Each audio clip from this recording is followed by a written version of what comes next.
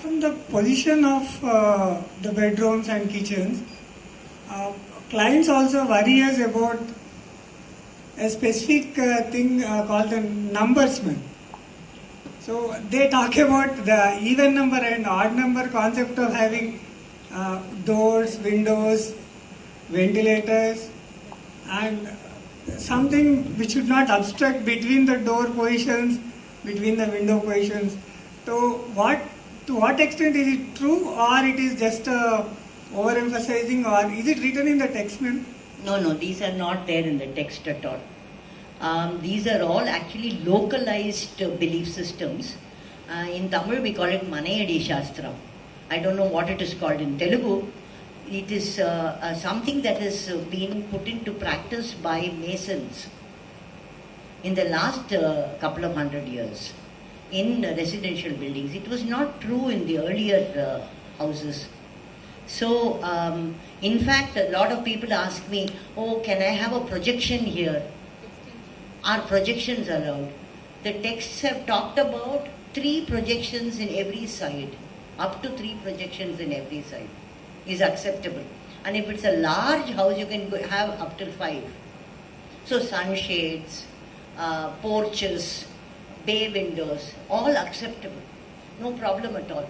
And when you're calculating the center, the Brahmasthana, the projections need not be taken into your calculation. Your perimeter can be only that part of the building which does not have perimeter projections, and then you do the draw the diagonals and come up with your Brahmasthana. You don't need to take projections into considerations at all, like extended toilets, little verandas that are projecting need not be taken into consideration at all. It is not recommended by the texts to get scared of all this. But the numbers has become a fairly common sort of accepted kind of myth. This thing of labha and nashta, it is based on that. You count everything as labha, nashta. So labha becomes all the odd numbers, nashta becomes all the even numbers. So staircases also, you have 21 steps, 19 steps. So if you ended up having 20 steps, you create a small extra one for the upper floor slab to make it into 21. These are all actually the local belief systems, and it comes from more or less from numerology. It is not in the Vastu text at all. But if it doesn't cost you very much to accept this and do it for them, it's not difficult. So carry it out if it's not affecting your design.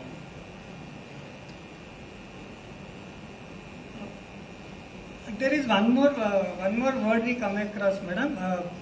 They call some patakam, like in Andhra Pradesh and Telangana.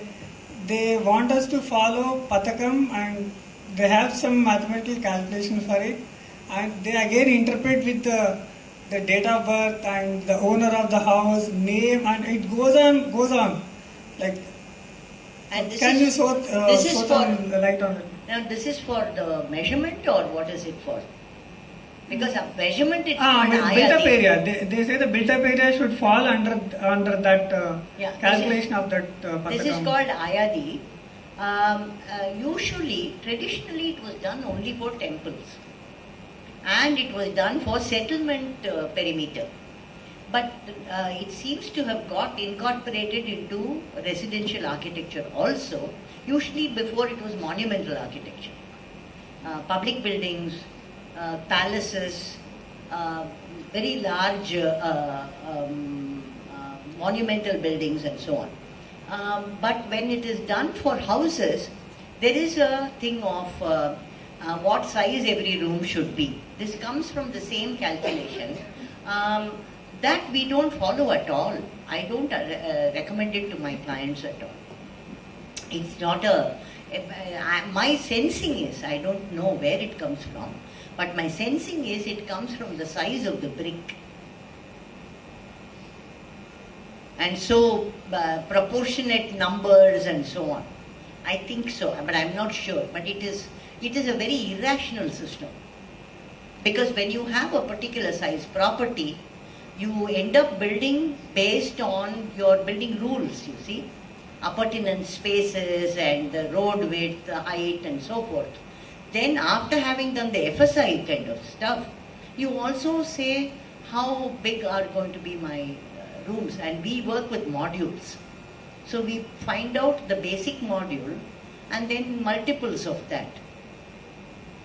And it's a particular design system, which we will explain if you come to our workshops and all that. It's a slightly more complex system.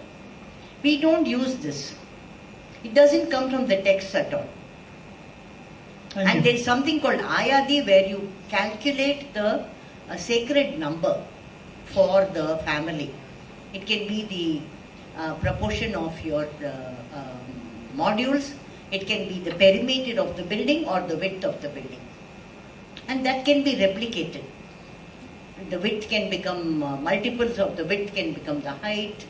The number of modules can be the basis of each room and so on. So that's more a proportion method.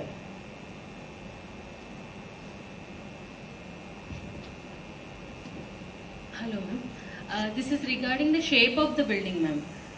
Generally now what we are practicing, whatever is the shape of the plot, client always wants it, or we are proposing more rectangular or perfect shapes. We are not taking, if the plot is in a triangular shape, after leaving setbacks also, we tend to make the building in a rectangular form or a square.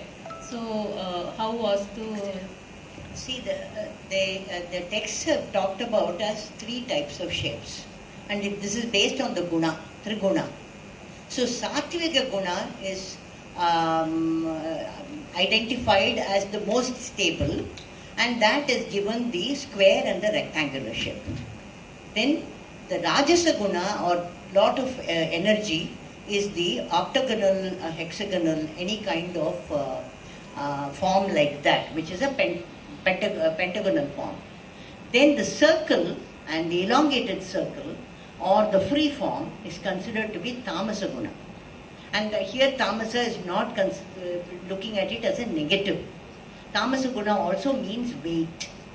It also means inertia.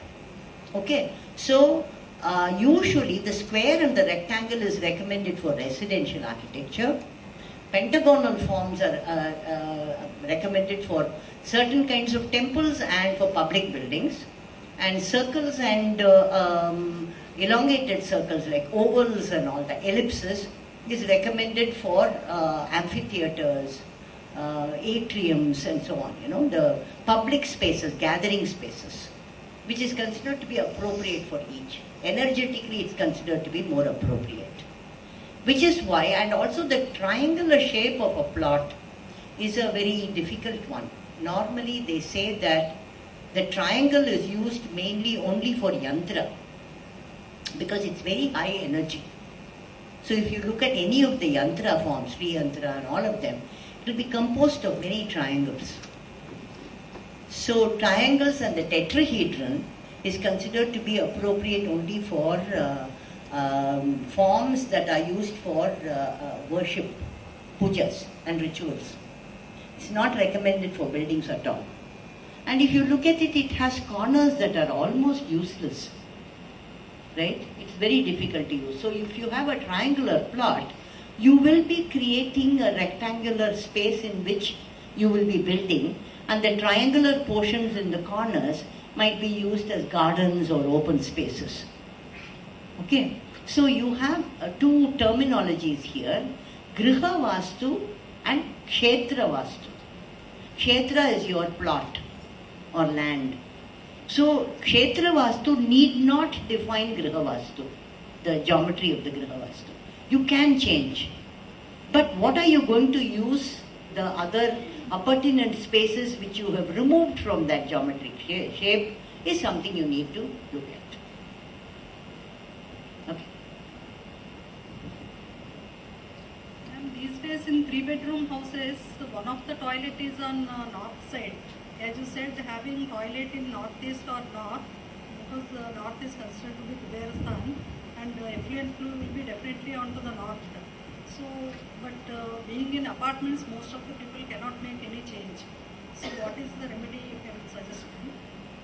Yeah, this is a common problem, having toilets in the north and northeast.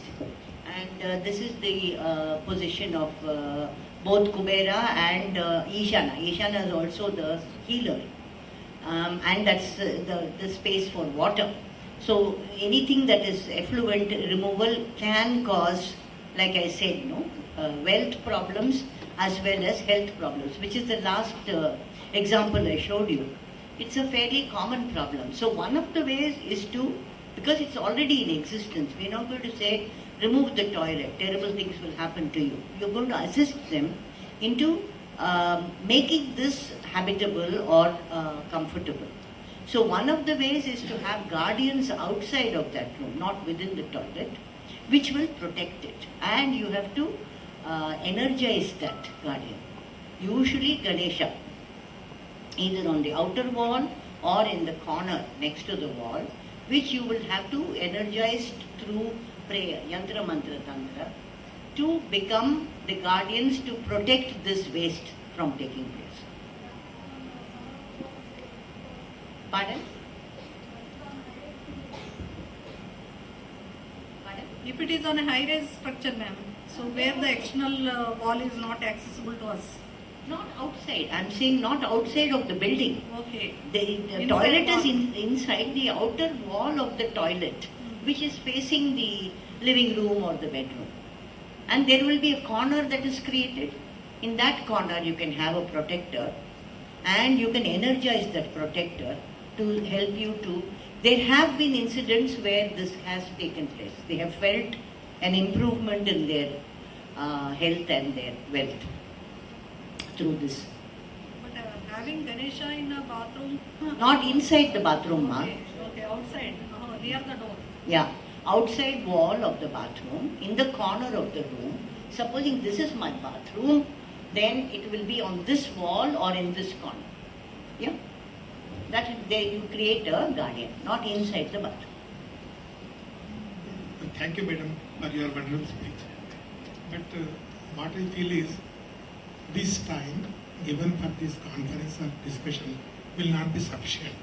So first of all, we request you on behalf of university that we will like to interact more with you. May not be now, after this also. That is one. And one common question I want to ask you. Many of the students of our university are facing this problem. Example is my own son who completed his architecture from this university and he was practicing. I am a retired engineer-in-chief, now advisor here. When we used to discuss about vAstu, he used to get irritated. He said, 5 years we have taught, our professors have taught us so many things. If everything vAstu decides, what is my role? After 5 years, there was a lot of change in him. He started implementing vAstu. I told him, what is the matter? How did you change? He told, my client has changed. The greatest unfortunate thing is, in India, one cannot afford to lose a client. So what I feel is, more than the architect, the clients also should be given awareness. And we from the university, we request our Vice Chancellor to take lead and see that from this platform, our students as well as housewives and other things should get awareness. You see, when we are in some discussions, every housewife has got 2 vAstu books. One ancient, one Gauru Tirupati Reddy is a popular writer here. And she puts so many questions which makes us under confusion. So these things should be removed and there should be authenticity. As first of all given to our students, then also awareness to the parents. Madam, this is my first question. Second question is the topic of today is related to high-rise building. High-rise buildings. We started 5 floors, now we are at 55 floors. In Kokapet, where I live, 50 buildings are coming more than 45 to 55 floors. What should happen to the people above 5 floors or above 3 floors, what they should think, what the architects, what the engineers let us live now, because architects, how they should plan, how the client should react. First of all, by each and every floor, they are going away from the ground. But madam, the fact is, each upper floor gets more money. It is sold at higher rate. So where we are going, are we committing a mistake or not? No, these are all market forces. I wouldn't want you to take it seriously as if we are making mistakes. These are just market forces selling it to you. Better view, better wind, all that sort of stuff. My advice to people would be that rather than sitting in these apartments and completely shutting yourself off from reality, from nature, make it a point to go down once a day and walk on the earth, so that the energies of the earth are entering your body. It's very, very important, particularly when you live in multi-storied buildings. Otherwise, your relationship with life itself will start getting affected. Lot of people go into depressions, anxieties, and so on because they have lost earth energies. And it is something that you need to work with yourself. It's not something that you have to just buy from me because I'm telling you and I'm in my 70s. It's got nothing to do with it. You have to check it out for yourself. It's very important. Like for example, I have traveled a lot all over the world. I never have jet lag. Never ever experienced jet lag. And I have done these 24-hour trips, which means I go to the west coast of the US, go across US and go to some other place. Because I have got the round the world ticket, I have to go like that. Nothing happens. And there are two things that I follow. One is that I don't eat solid food, because your digestive system is completely out of whack. So I don't tamper with it. I only have fluids and maybe fruits. Second thing is, as soon as I land, I find a piece of earth and I walk bare feet on it. Immediately my body rhythm gets restored. I go to sleep at the right time, wake up at the right time. No problems. And later I found out, I'm talking about 20 years ago when I was doing all this travel. Later I found out that this is what is being recommended. People are being told to do this. That you restore your nature rhythm into your body. So if I'm saying about one flight where I'm messed up. And now we are talking about people who are living on the 20th floor for 20 years or 30 years. So what will happen to your body rhythm? It is going to get messed up. There is no escaping it. So how are you going to cope with this? What are the kind of foods that you're going to eat? What are the timings that you're going to keep for your food? And how are you going to exercise your body? How are you going to get in touch with the earth again and again? And don't assume that not having touch with the earth is perfectly fine and living in the cyberspaces. It is not. I can tell you that you're young now, you don't understand what it will do. There will be a lot of messing up that takes place.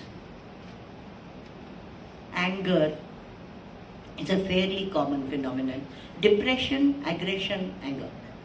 Fairly common phenomena when you're out of whack. So, one of the things is to bring into your everyday practice walking somewhere where you're in touch with the earth. Or there's something that we do in our workshops where we talk about body awareness and help you to get in touch with your bodies every day. Take you through a body awareness. These are things that I teach my students. I don't just teach Vastu Shastra. I also take them through meditations so that they become very sensitive to their bodies. There are no two bodies that are identical. Each one of us has to work with our own system. It's a biological system, you see, with its own energy patterns. So you have to align it constantly, which is the path of yoga. You're aligning yourself as you are with your own intrinsic patterns. First part is, why is it called Vastu Shastra? Why not Vastu Shastra?